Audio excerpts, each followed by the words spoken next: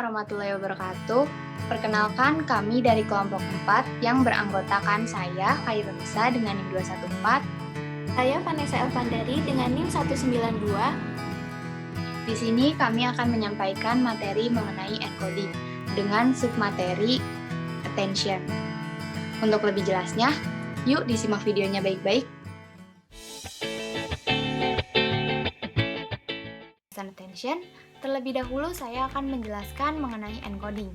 Encoding adalah suatu proses di mana suatu informasi masuk ke dalam penyimpanan memori. Selanjutnya, kita lanjutkan dengan pembahasan attention.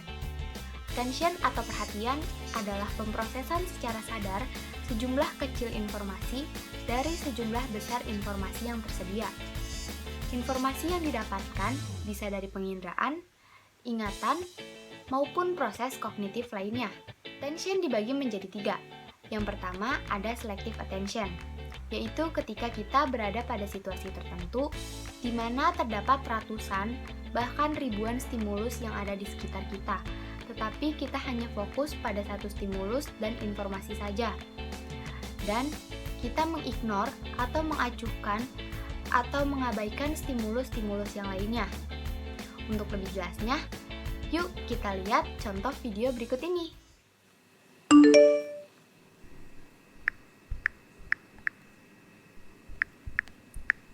A few moments later.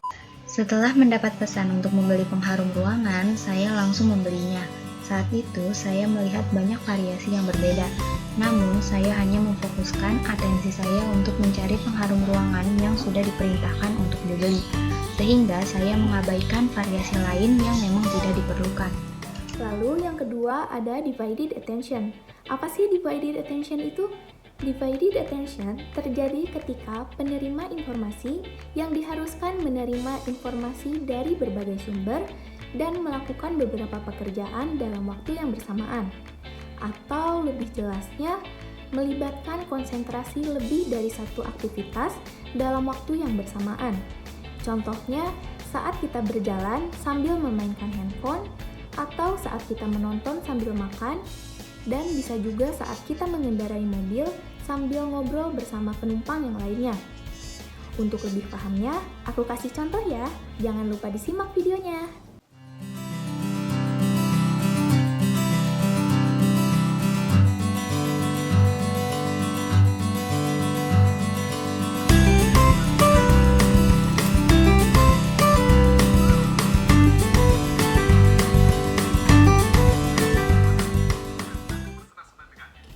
Nah, udah disimak kan contoh videonya?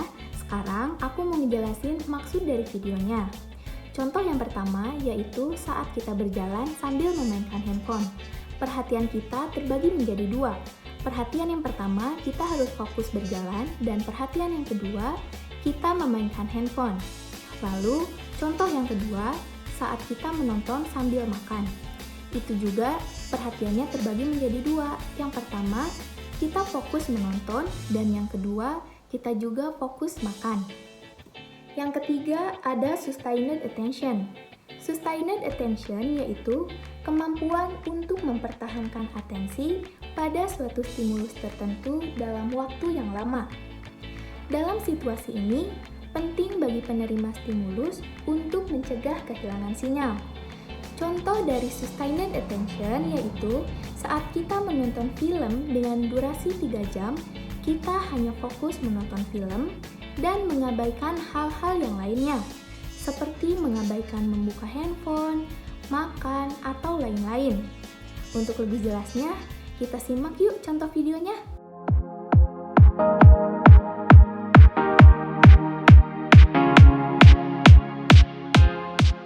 A few minutes later.